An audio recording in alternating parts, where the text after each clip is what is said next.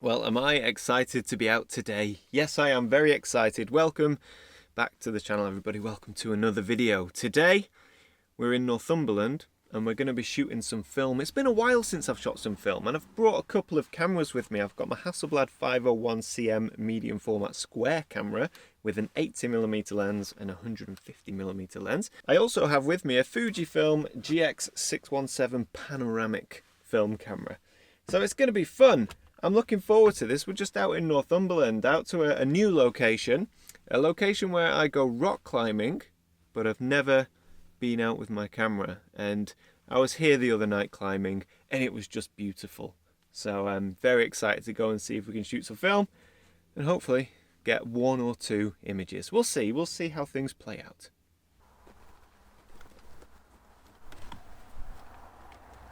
So I was here with a couple of friends a few days ago climbing, and let me tell you this, I have never ever seen a tick infestation like I have at this location before. I think this year might be bad. I've never had a tick in my life. This year I've had two, and as we were walking through the woods to get to this climbing location the other day, my mate, I'm not kidding, he had shorts and sandals on.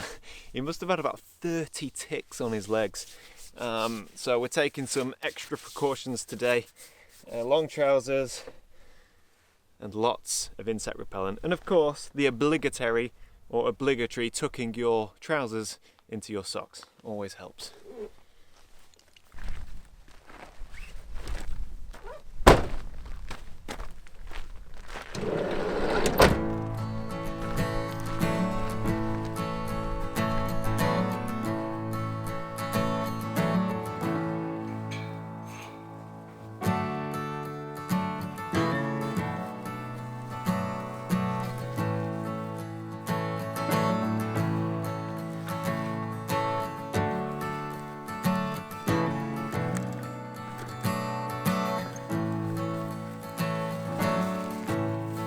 So just off in the distance there behind me, you can see the bouldering area, the climbing area. And if you're into climbing, well, it's all bouldering, it's sandstone, it's beautiful rock, and there's some really good routes on there.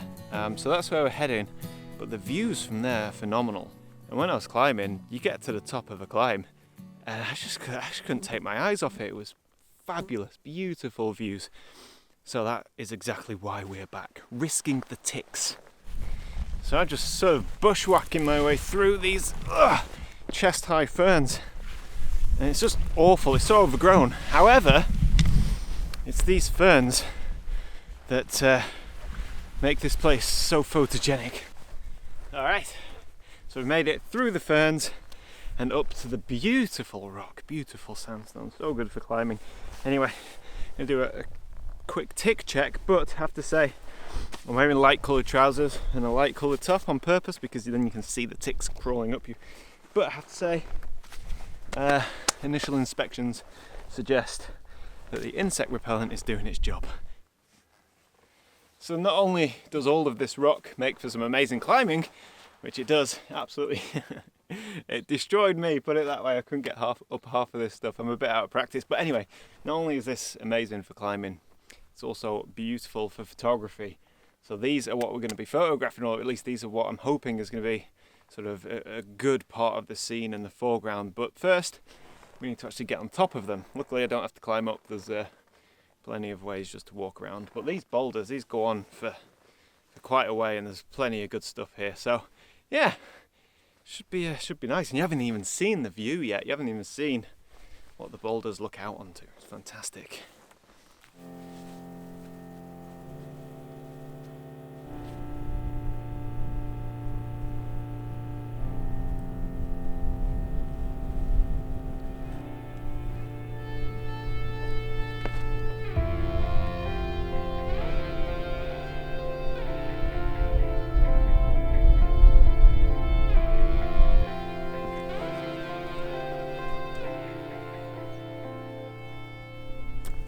And I definitely recommend walking around the location with your camera when you arrive. You know, it's all too easy to just see the big view, you know, plant your tripod down and then call it a day. But just walking around with your eye to the camera, free and easy, no tripod or anything, will massively improve your composition, especially in an area like this where you've got several different foreground elements that all interact with one another in a way that when you move even a small amount left or right, up or down, those elements can move within the frame and their relationship changes.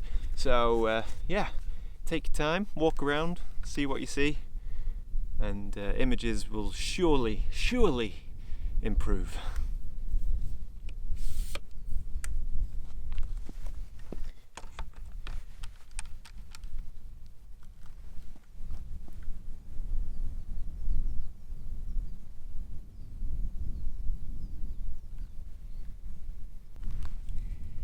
So my meter reading has given me a 20th of a second, but with that, the highlights are 5 stops over middle grey, so +5.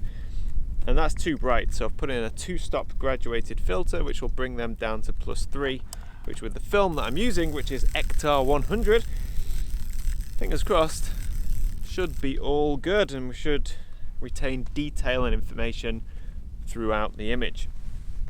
So the biggest challenge now is shooting directly into the sun. It's a real pain. What I've got to do is kind of try and shelter the lens from the sunlight, and as the sun gets lower in the sky, the light gets better, but it becomes way more difficult to shield because I am, straight on into the sunlight. So let me dial this settings in. The sun is moving fast, man.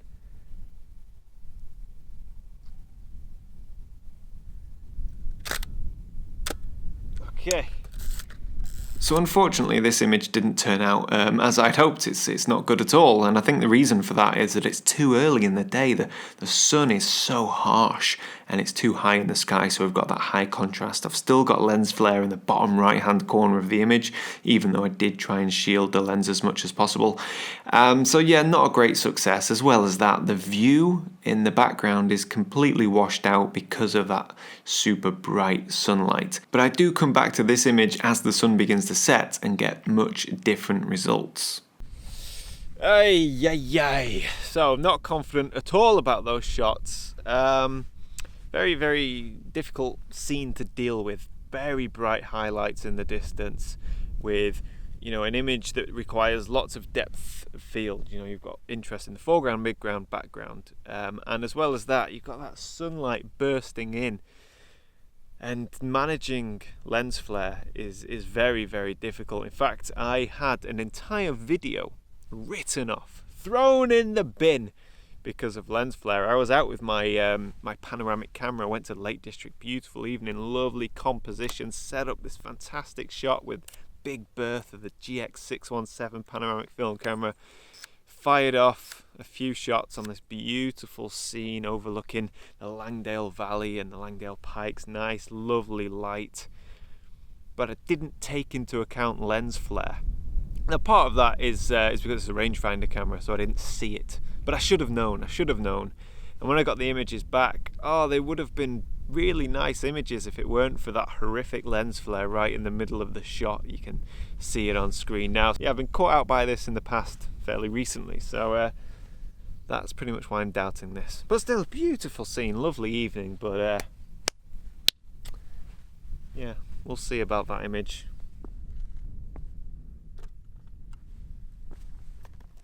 Got myself another composition looking away from the sun this time, so the light is off to the side, which is nice, and we're looking straight over these trees that we hiked through before, over the beautiful farmland with that lovely low summer light on. My one concern is these trees that you can just see here. These might be too dominant in the frame. I'm not sure. It's quite a delicate scene, and I think the trees might be a bit too dominant, but equally they could be quite a nice anchor for the foreground. So we'll go ahead, we'll take a meter reading, and we'll fire off a shot. 150mm f/16.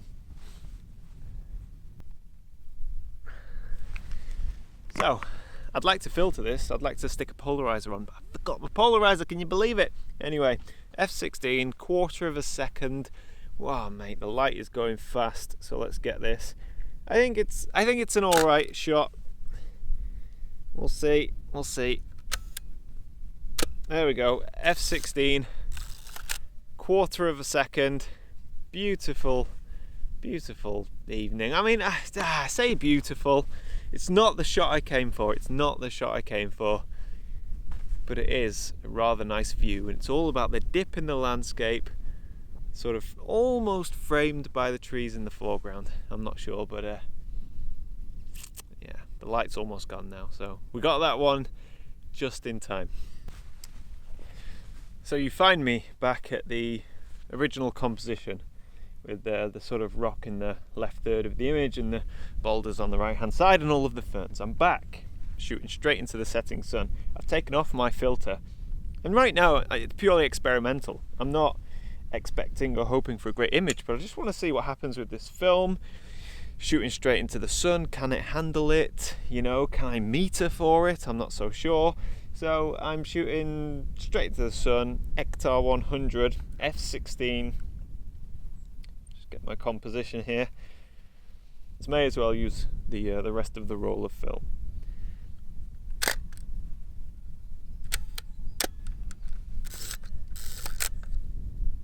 Absolutely no idea if that's going to work.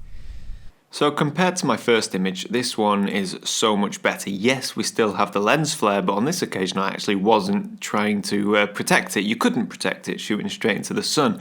But because the light is so much lower in the sky, the colours are richer, the light is softer, it has a much better feel about it. And I don't know, I mean, I can live with this lens flare. It's not ideal and I could try and clone it out, but for now, this is just a learning curve. I think what I need to do is come back in autumn time when all of those ferns are golden brown and the sun is setting off to the left out of frame.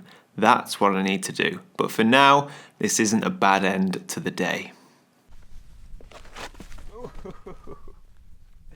Sometimes forget that I'm on top of a crag. Let's be more careful. So I'm just packing away now. The temperature's dropped and the sun's gone behind some quite thick cloud on the horizon. That must be what's rolling in, or what's forecast to roll in anyway. This is, I don't know, right now it doesn't feel like it's been a very successful shoot. It feels like it's going to be a very short video with only 2 compositions, albeit more images, because, you know, a couple of those were shot at different times. But, yeah, I don't know. I think on my part, this is more of a recce, I suppose. There's usually a takeaway from each photo shoot, whether it's a success or a fail. This one I would consider as a photo shoot. I'd say it's a bit of a fail. That's what it feels like, because I've not really got excited about any of the images. Conditions were okay, kind of what I wanted, but you know, they were just so much better when I was climbing here the other day. But this is a great spot, and that image that I've sort of worked and focused on today, that image in autumn time, I think will be fantastic, like so much better. So that's the takeaway. This is a scouting mission. It's important to build that library of locations that you can return to when the conditions suit them. And if you get a library big enough of enough locations that you can access, then depending on the time of year and the weather forecast, you can then pick accordingly. So this is just another location that's going to go in the bag. And mark my words, as I have already mentioned, we will be back in October, November time. Unless it's a criminal offence to leave your house, which might well be the case. Maybe we'll sneak out. Anyway, thank you guys so much for watching. Yeah, I don't know how I feel about this video. If you've enjoyed it, let me know in the comments below. If you've struggled to get through it, keep your comments to yourself. No, whatever, I don't mind. I take all criticism lightly. God, I'm waffling on. I'm going. I'll see you next time. Bye, bye, bye.